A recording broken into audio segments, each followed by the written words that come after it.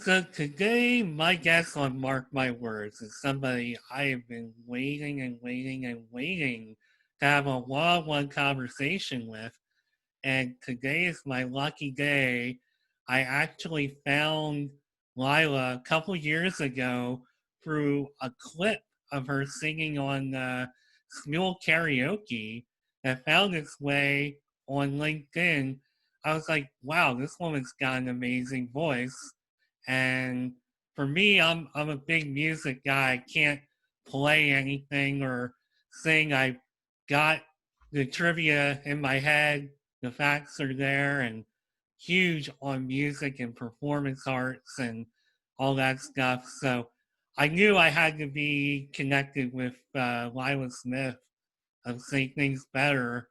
And what I discovered was just a really amazing person with a lot of depth and has been through a lot of things. Has been on Broadway, which is like truly amazing, and transitioned into this entrepreneurial world that I almost say we're living in. I guess I'm trying to live in it. You're definitely living in it. And it is Lila Smith of Say Things Better. How you doing today, Lila? I'm good. I'm so excited for this conversation also. If I wrote Dear Diary, today I get to talk with Marc Schmidt. Diary would not be surprised by my enthusiasm because I talk about you all the time. Like, Marc Schmidt came again, that guy Nimrod, whatever, on Instagram. He came again to another one of my shows, and you add so much to the conversation that I was so excited to have a conversation of my own with you. I do want to set the record straight about Broadway because I have not performed in what is considered technically a Broadway show, even though I've performed in theaters in the theater district and all around the country. I never made it to Broadway. And it's one of those things that I've thought about making like a whole informative post about in case anybody ever questions. The thing is, no one ever does, because outside of the theater community, if you're doing theater in Manhattan in a theater that, and you're getting paid for it, you're on Broadway. Like, most people think that, and that's enough to get them to listen to me about what I'm actually talking about, intentional communication and the tools I learned from theater that I use in communication coaching. So I decided to just not make a big thing about it because it's not a big thing for anybody else. But it was exciting for me just now to have that opportunity to kind of clarify that, or at least get that out of myself. Do you know who Tim Grover is? He I was he's an author. He wrote Relentless. He invented the term the cleaner or a cleaner. He was Michael Jordan's coach and Kobe Bryant's coach, like a personal trainer who brought the excellence to a higher level of excellence in what they do. And I got to meet him this year, right before COVID hit, at the 10X Ladies Conference with my friend Shay Rowbottom in Las Vegas. And that was such a cool experience for me, meeting him. And then after I met him in person, I went all in on learning everything that I could from the things he had put out there. So I've heard him tell a lot of the same stories on different podcasts, but each time something new hits me. And this morning I was hiking and walking outside, getting my exercise in for the day. And I was listening to him because he motivates me. And he said something today that struck me for the first time. And I related. He said he knew he loved athletics, he loved sports, but he knew he wasn't going to make his money that way. And it's hard when you're in theater to ever think about making your money that way. Even the people who are making, top dollar have to have a name that they developed elsewhere for the most part on Broadway. Most people don't start making money there. And so I think I kind of always knew I wasn't going to make my money there. But I was thinking this morning to myself, like, that was never the thing that stopped me from going all in on that industry. It was never that I wasn't going to make a ton of money there, it was never that I didn't think I could eventually reach the top levels of performance and opportunities. It was that I felt I wasn't going to reach my maximum impact that way. I was just telling other people's stories with my own skill, with my own story behind it, but no one would ever hear it. You know, as a character. And so they would see that. And eventually that stopped feeling good.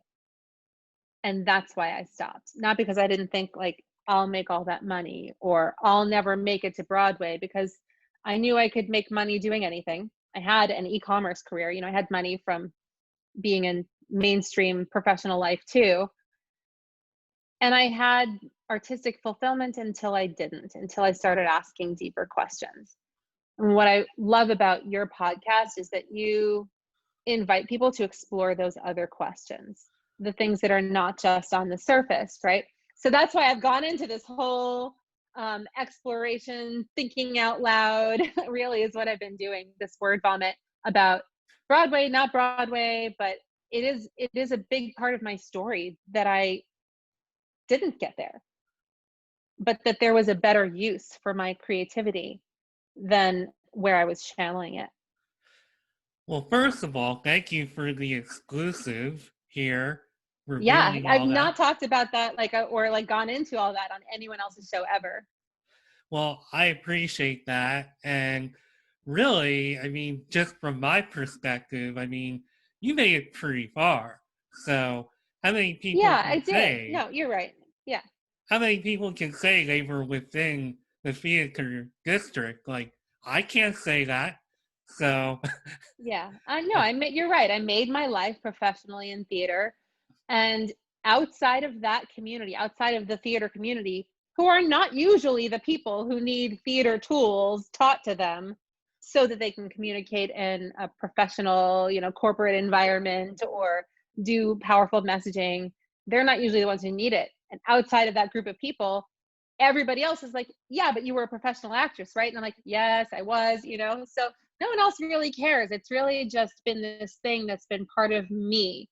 Like I'm waiting for somebody to stand up in one of my audience and send on one of my audiences and say, but you never made it to Broadway, did you? You know, it's that imposter syndrome, yeah. that voice.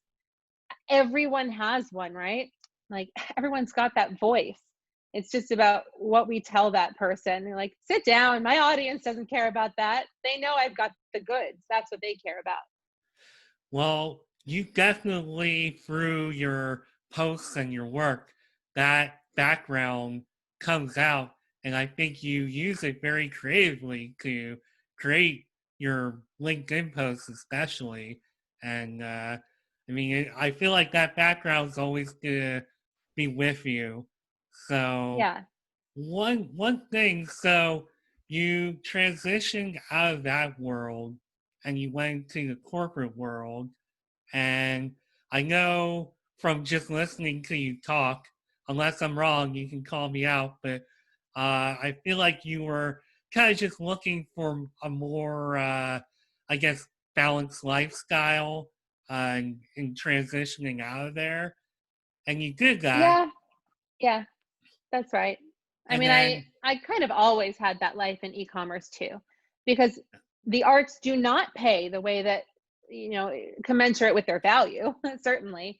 But I needed some kind of a day job as I was auditioning, and I found that day job in what kind of looks like a pretty traditional career path for many people, especially in the fashion industry, you know, retail, wholesale, start, you know, adding things in like the website on the back end when e-commerce was becoming a really popular way of also selling things from the store. Well, how do we communicate with those people? How do we give them an in-store experience online and customer service? And then it's the branding and the social media. And so it all kind of added as normal people in the real world that I don't consider myself to be, you know, like that they have this pretty traditional career path of discovery and addition. And so I ended up climbing, learning, expanding, and applying what I knew from theater the whole time. that I was doing this, which is absolutely why I was successful in connecting with people and opportunities that I wanted, creating creative experiences that gave me the opportunities that gave me the success that I had in this whole other world, where I was eventually a director of e-commerce and a creator of exclusive experiences for brands, like big brands. And I have that life because I needed a day job for acting. It's like, that was never the point. It was never supposed to be what I did or what I was good at. So I kind of felt like, well, one of these days, this temporary thing is going to change. And I just had no idea what it was going to change into once I let go of the dream label of actress. When I didn't have that anymore, uh, my day job became just my job. It was the only job. It was the only thing. And it was this thing that was supposed to be temporary, and it kind of got away with itself as I became successful. And it was like I was living in someone else's story. And yeah, I did. I woke up, I think it was very early in when you and I connected. I probably was still working in e-commerce then. And I woke up and I was like, this is not it. I know I have more than this. I don't know what it is. If it's maybe I should be at a different company or in a different kind of role. I just didn't know. I knew it wasn't acting because I wasn't happy doing that anymore. I knew it wasn't what I was doing. So it was depressing to feel like I have nowhere to go. What is even the point of me? And so that became the question.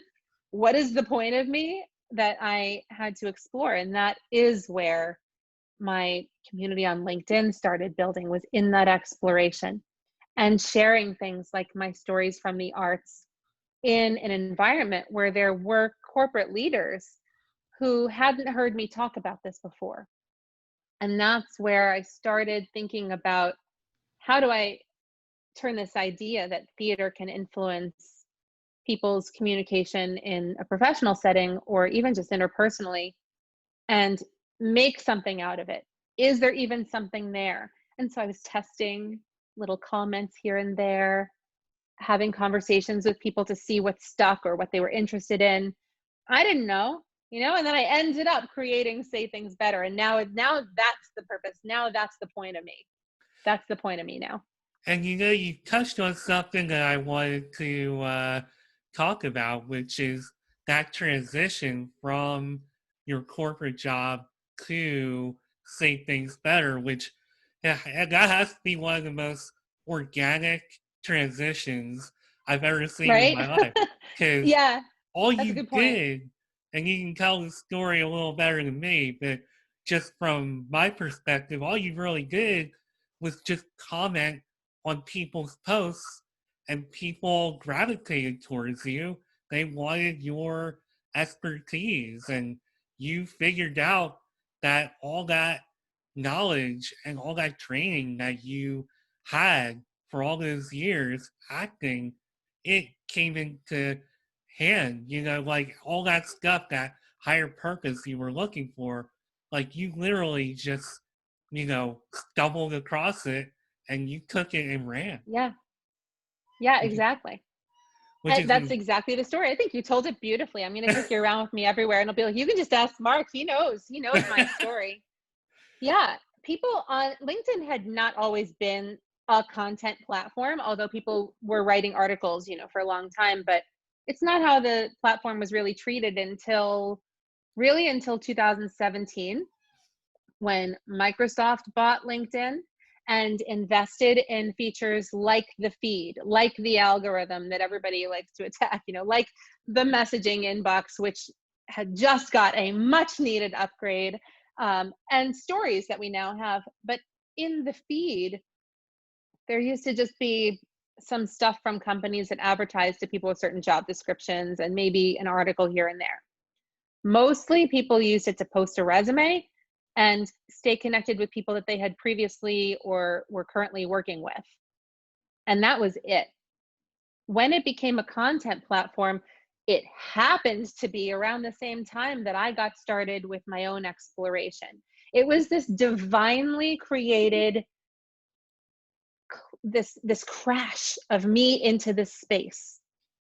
And I had been on Facebook, every day, every morning I would wake up and open Facebook. That was the app that I would go to first. That little blue and white social media icon on my phone got my thumb first thing every morning. And the conversations that I was having there were killing my brain cells, killing my heart, killing my hope in humanity. It just felt ugly. And remember that was at a time when I was also feeling worthless, temporary, inactive. And so then to be compounded with the Facebook effect on me, it made me feel like there wasn't anywhere of value that I could even possibly fit into, right? Because the whole world was on Facebook in 2017. And I went over to LinkedIn just to maybe send a few messages to people I had worked with before, ask them some questions like, what did you like about working with me? I'm trying to think if there's something else I might be supposed to do. And that was my goal. But when I got there, it was like, well, who are these people? And by these people, I mean the ones in the feed who are writing things, posting things, creating discussions with people they had never met before. Well, I've never met them before. I want to meet these people. It was like I had been led into this secret door, like Narnia, in the back of the wardrobe. It's like a nerdy book reference, but it feels like I opened a secret door into a world where I couldn't even have imagined or created in my mind this vision of how much value there was there. The generosity that people had in sharing their own stories and advice, and the connections that people were reaching out to form across the world, across cultures, across industries. This was it. And I was like, can I make my life just this? Can I just stay on LinkedIn all day and talk to people and learn from them and ask them questions? And so I was fascinated, and everyone seemed so interesting to me.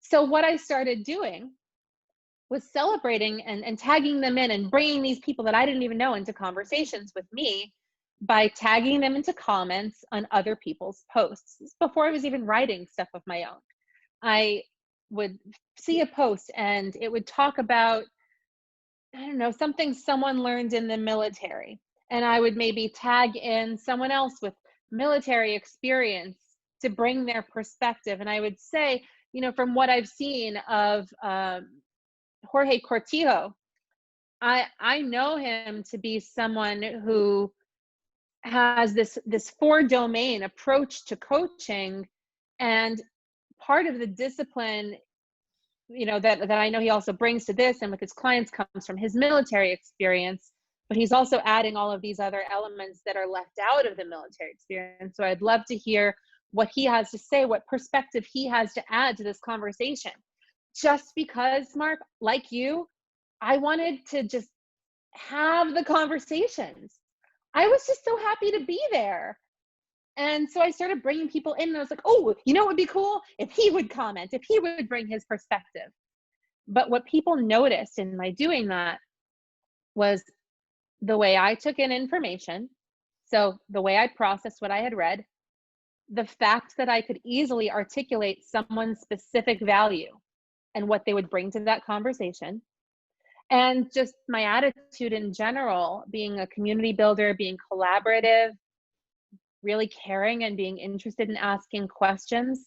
And so those are things that are part of me that were encouraged in theater, where we create art from people's stories to celebrate the individual. We delve deep before we even play a character into a script so that we are doing detective work anytime we see a line of text about that person.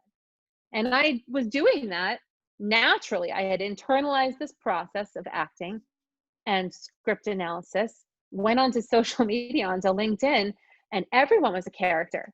because I didn't know any of them. So I applied the same actor detective model of learning about people and what was important to them. And people would give me amazing opportunities as a result. So I eventually was like, I know there's something in this, right? Like, I'll figure it out. Because people were asking me and saying, you said this thing about me in a comment the other day that so beautifully put what it is that I do. Can you find that comment so I can make it my headline?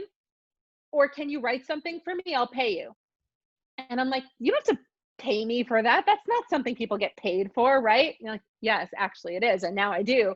But at the time, that wasn't what I was there for. So I was just going around and doing free branding work for people all over the place because I was just so happy and it was so easy for me to be like, oh, you're the guy who always has the random, rare switch part that prevents power outages in old buildings and no one else has them.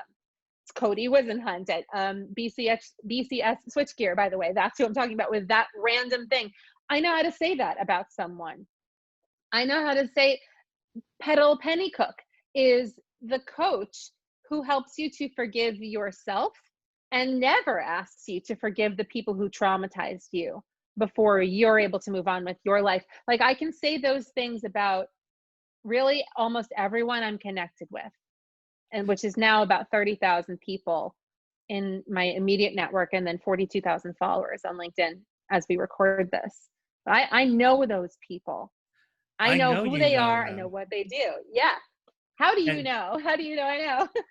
I know just through your passion and just the Yeah, way that you know things about me. So that's how I yeah. know. True. Like Yeah. you're the type of person you care about every person you cross paths with. And that's Mm. how I know that. And I feel like, so there was something I wanted to say. You said a lot of good stuff there. So I'm going to try to I know read I'm off my. talking a lot today. I have a lot of energy from having worked out. So I feel like I'm on overdrive talking, but I will be quiet and if you have Yeah. questions, No, no, no. That's I'll take okay. them. You're doing great. Okay. Um, so man, what did I want to say now? Um, so one thing I can say is your story and how you found a home on LinkedIn. It's a little bit similar on my end because for me personally, I have always found it kind of hard to just kind of find my place. So I don't want to say anywhere because that's an absolute, but a lot of places I've gone, I just haven't really felt like I found my place. And when I got really going on LinkedIn, because I was one of those people for many years, I'm like, okay, I'm putting my resume on here. I'm Mhm. connected with people I know and have worked with. But something changed when I left my company. So I was given a buyout package. This is 2016 and kind of got into the media contracting world. So I went from being a manager to just contracting all over the DC area, but I wasn't feeling the same amount of fulfillment. So that's when I started up my blog and was just really kind of looking for something to bridge the gap. I just started to feel like, I feel like there's more to me than just climbing Yeah. the corporate ladder. Not that there's anything wrong with that, but I just felt like my calling in life was something a little bit different. So I started discovering like my writing skills. Haven't written in a long time, so I started up the blog. I started posting stuff on LinkedIn. One thing led to another, and I started connecting with people like you. And I started going to like LinkedIn local events and started really connecting with people both in my area and outside. And after a while, I was like, boy, my confidence is just really going up just as Yeah. far as like posting video content. Like, I thought I was just one of those people hang in the background, do that kind of thing. I write. I know my career is like a very technical, behind the scenes kind of thing. So Mhm.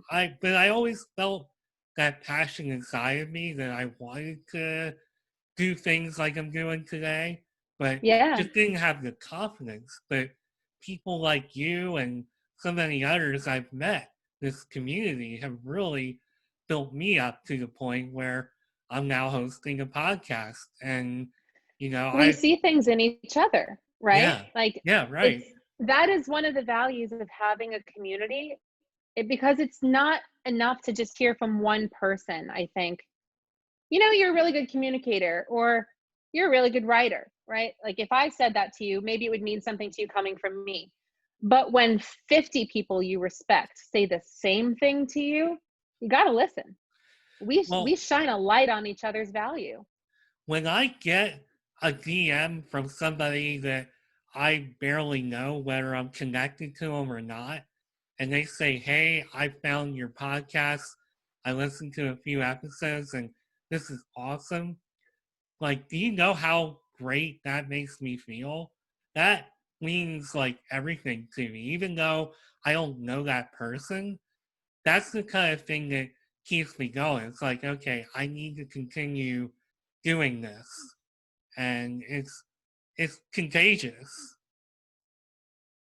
You know what? One of my favorite things of yours is, and it's so random, but you wrote this quiz, and I'm not sure where it is, but I'm sure you can link it in the show notes for your listeners. You wrote a quiz about household items, about adulting, right? And every adult should know what these household items are. And and I recommend that people go through this quiz and just check yourself to make sure that, like, you are an adult and you should be able to name, like, what all of these different household items are. But I remember, I don't remember what it was, but I had to look up one of the words. I think it was like a grinder. And I'm like, do I know what a grinder looks like? Like a food grinder. Maybe I'm not a full adult yet, but it was just a fun way of reflecting on myself and seeing which things you had chosen and what those options are. Do you remember why you did that? I remember exactly why I did that. And first of all, I'm truly impressed that you remember such a random thing that I posted. I think it's fascinating that you took the time. It wasn't just like one of those BuzzFeed quizzes either. It was, I mean, you really wrote these these clues that were rich in value for someone talking about, spoiler alert, a dishwasher, right? You really gave context to what this household item was and why it was special and why it was used and how people implemented it. I thought it was genius. I thought this was one of the most special pieces of writing that I had seen in an area where none of the writing is special. It's like, I don't know, get something up that people will click through, right? You really Well, had put thought into this and you created something. I will never forget that. well, the story behind that, for about a year and a half, I had a freelance writing job with a company called Valnet. And one of the things that they do is write quizzes.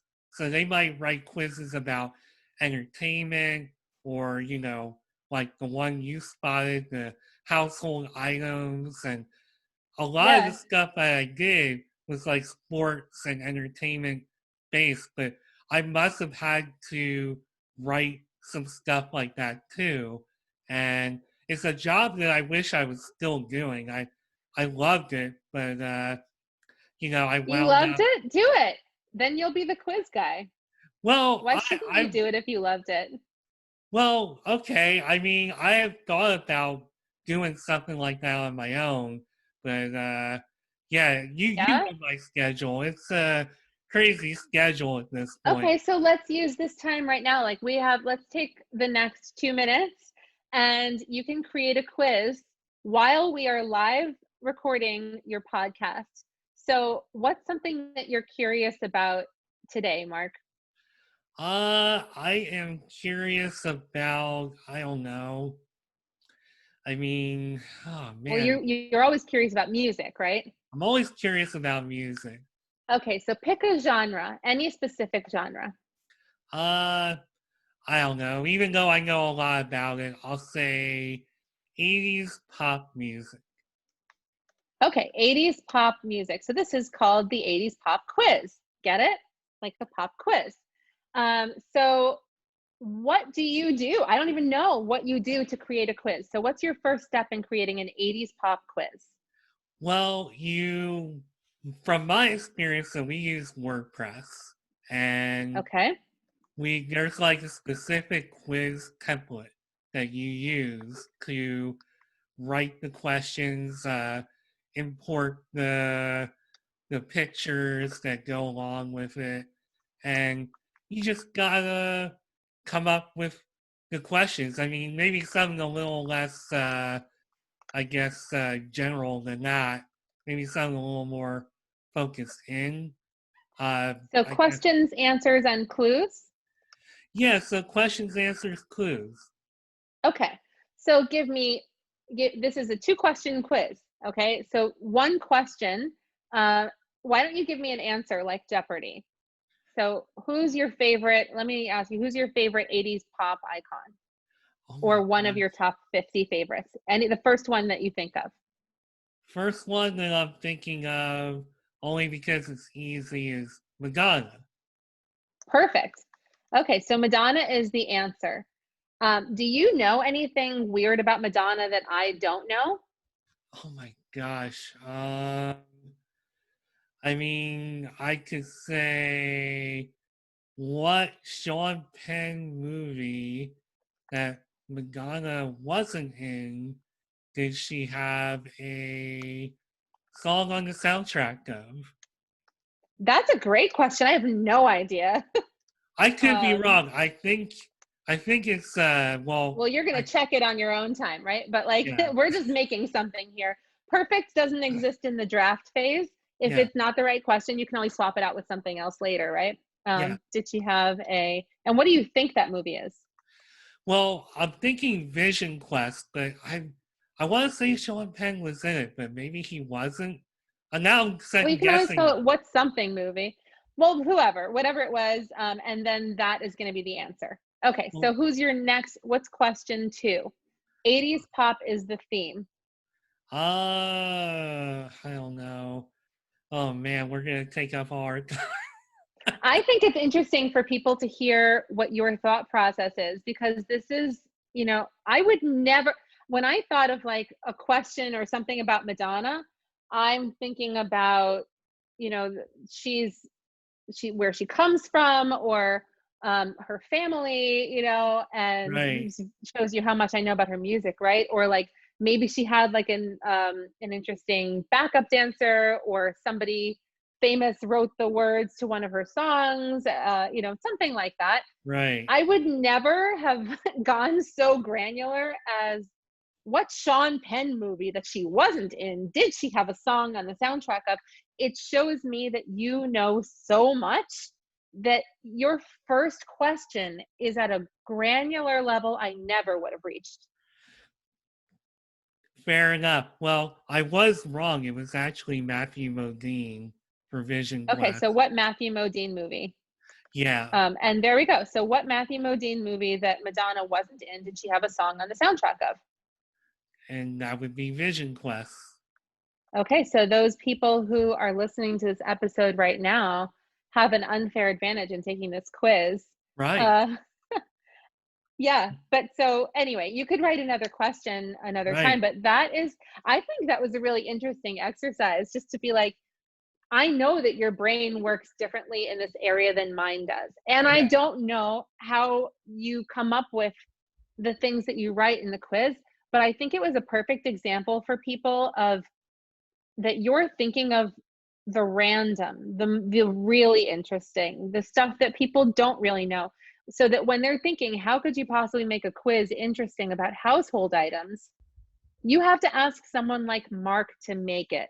Right. That's the thing, right? Right. Because it's the same old from people who are writing things about the same old topics. Yeah. When you ask a writer like Marc to explore something, that's the kind of question you're going to get. Mm-hmm. That's the kind of clue. That's the kind of richness in that clue, in that discussion. And that's what you bring to the table. Wow.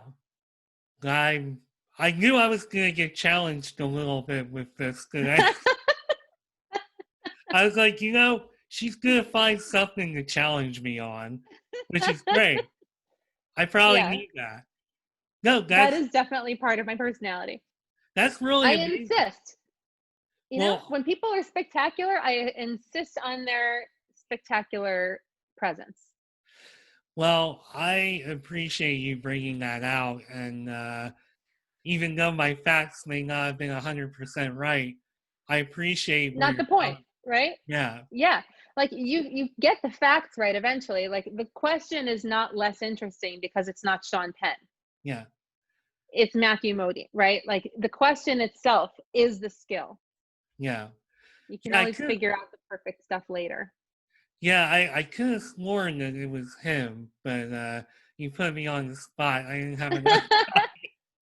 Well, But don't be embarrassed. I don't no, even know. I didn't even know how to spell Modine, right? So, yeah, yeah. This yeah. is like so how I gained all this knowledge. So obviously, I lived through the '80s and the '90s, and lived through those eras. But for some reason, just have always had a real interest. I can remember watching MTV like from the time I was in kindergarten, and I can remember songs that were popular, like actually on the radio, popular. Like I'm talking 83, 84. I was so little, but I have a very long memory. I've always had a real interest. Like I wanted to work in MTV.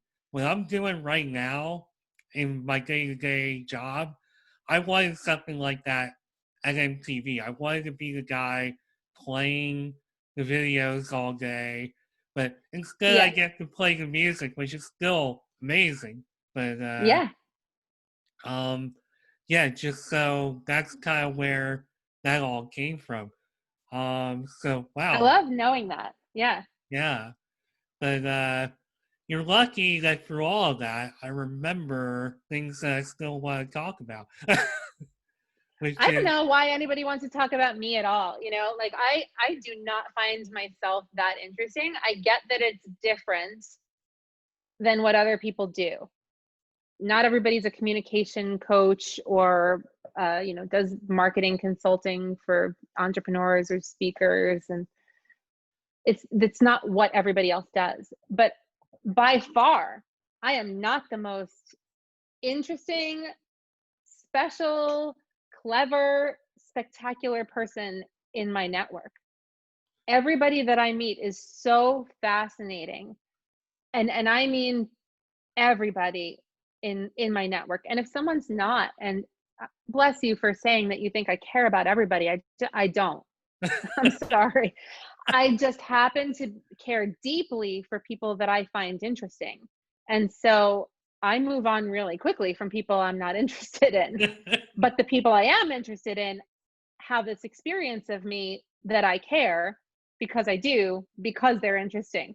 So it's that, you know, let everybody think that I care deeply about everyone, but I really care about people's stories when those stories must be told. I think it's different when it's you because I don't find myself to be particularly like really interesting or anything like that. But That's so people crazy to me. Yeah. yeah, and I feel the same way on this end. I'm like, she's gotta be out of her mind here. Like, the energy that you're bringing and the way you challenged me during this podcast, like, that's I can amazing. promise you, not one single other person out of 30,000 direct connections on LinkedIn has ever written a quiz about household appliances. I can Uh, promise you that, I'm right? sure you're right. Like, yeah, And that's if you're 1 in 30,000 for that, that's fascinating. no, and I understand where you're coming from, and Yeah. I think that's why anybody who has discovered this podcast, because it is a little bit different than a lot of other things you might see. So anybody who stumbled across it, they've been like, "Wow, this is great! It's different," and Good. that Yeah, means I'm glad a lot, everyone's having the same experience I am. and that means a lot to me. And So hold in our on. last 5 minutes or so, what questions do you want me to bang out real quick? Okay, so let's be punchy about it. Say things Okay. better. Okay. How can somebody say things better? I have learned through you, because anytime I say something when we're talking online, you always like say it better than I did. So how do you and you do uh, this every single time. well, So everyone can come to my workshops and learn in depth, but actually, this guy Cody I mentioned before, the guy with the rare switches for things, he implemented a tool I suggested for him, which was to place one post-it note on the computer frame so that every time he would send an email, he'd have to look at it first. And the post-it note has two questions. Do they know what they need to know? Did I make them feel what I want to make them feel? So that it's just two questions. How do I make them feel and what do they need to know? So that you're checking your communication to make sure that if they need to know something, you're giving them that information and that you actually take the time to care how they are going to feel when they read your email. So if you just ask yourself those two questions, you're already saying things better. okay, excellent. How, so when you look back on your life and you see all the transitions you've made, is it all what you expected it to be? Are you where you envisioned yourself?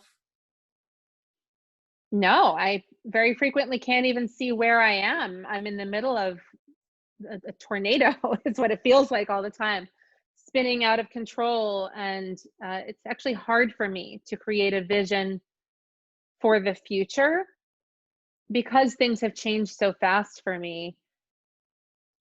So I'm starting that deep work now on how to create the vision and acknowledging for myself, which is hard for me, that I might not get it right and the vision might change, and when it does, that'll be okay. Fair enough. What is next for you? Say things better. What's next for you? Next, like we said with the vision, right? I could say something like, I want to work towards being a communication coach for the White House, or integrating say things better into corporate cultures, or whatever. I could say any number of things that I'm working towards. The very next thing for me and my frame of mind right now has to be about the next thing I do. So as soon as we're finished recording, I'm going to start a silent co-working session, which is 2 hours, that people will come to on my Zoom channel. And we're just going to quietly work together. And in that time, I'm going to get back to the people who are in my email inbox. And that is a time block that I have set aside for that. And I won't even think about what comes after that until that is done. I've already blocked out my calendar. I know what's happening in it. So outside of this next moment, that next thing that I'm doing, I really couldn't tell you what's next. I have to stay focused moment to moment and reprioritize as things change. Yeah, I feel like I've seen a post of you doing the silent work environment thing, which Yeah. I think that's really cool. And if I did actually work from home, I would probably join in on that. Oh, thank you. Two more Sure. questions. I know you gotta go, Okay. but if I'm somebody who's trying to or aspiring to be the next you, or anybody trying to be an entrepreneur on their own, what advice do you have for them? Well, don't try to be the next me. That would be the first advice. Oh, I'm come still on. trying to figure it out. No, seriously. And you'll never be successful. If you're trying to be the next that person, you are already going to fail because you Well, never will be that person. So that's the first piece of advice is figure out what your thing is. What are you different at least? And I'm not going to say better, but what are you different at? The way that Marc Schmidt writes a quiz, asks a question, provides a clue, can write in depth in detail and evoke emotion around a vacuum. Like what that's your different thing, right? One of many different things.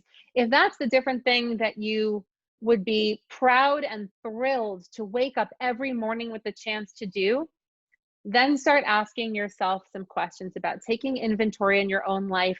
Where am I already doing this? And where do I have opportunities to add it in? So that you start transitioning your focus before you start transitioning your income. and you, like always, you said that brilliantly because different is the key word to that.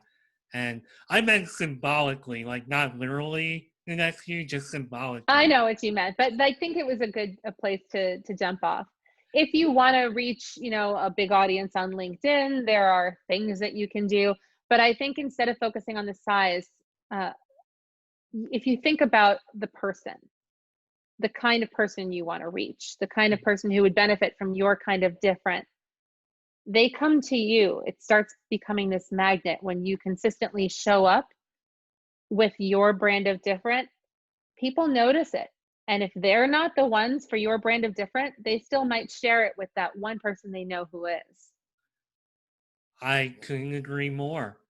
So we're at the end of the road here. So there's so much Yeah. more I'm sure we could talk about. But how can anybody find you for your services or just follow along with you on social media? Yeah, following me on LinkedIn is a good idea to just kind of get introduced to my content or things that I talk about. But if you actually want to work and you want to hire me to work on something with you directly, email me, Lila@saythingsbetter.com. If you're not sure, you just want to kind of test something out or show up for an event, have some more time with me. If you look on my LinkedIn profile, which is Lila Smith, LILA SMITH, or you can look up the hashtag Say Things Better and you'll find me.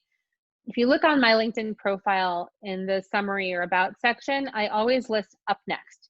So you can find my upcoming workshops, which are pay what you want through the end of the year if I'm hosting them. And you'll also be able to find opportunities to learn from me and with me as I attend other events or as I'm a speaker or workshop facilitator. And I'll list those opportunities on my profile too. So you can always find me there. And of course on saythingsbetter.com. And if you really want to peek into my like behind the scenes of my personal life, you can follow me on Instagram at Lila Lasagna if you're really that interested in me and all the cheese I eat. That's where to find it. And lasagna is probably one of my favorite dishes. So Yeah, yeah, who doesn't love lasagna? who doesn't? Yeah. Wrong people. But that's okay. They can like other things. Fair enough. That can be their brand of different. That can be their brand of different. Well, Lila, I feel like we could have probably gone another hour, but I will let you go on with your day. Thank you so much for taking some time out and challenging me on my day off from work. And Hey, thanks for being up for it. You knew what you were getting into, and oh, and I I knew. love that. I I love that you are the kind of guy who's a come with her, which is my favorite kind of person. It's when I or somebody else has this great idea and a lot of enthusiasm, and it's like, hey, you want to come? You want to come with? And you just say yes, and then you show up, and when you show up, you are all there. I love that about you, and I appreciate that you brought that to this episode. well, with this amount of positive energy, how can I not go along with it? So thank you so much for everything, and thanks for tuning in to Mark My Words. I'll be back soon with another episode. This was Lila Smith. I'm Marc Schmidt. Thanks a lot.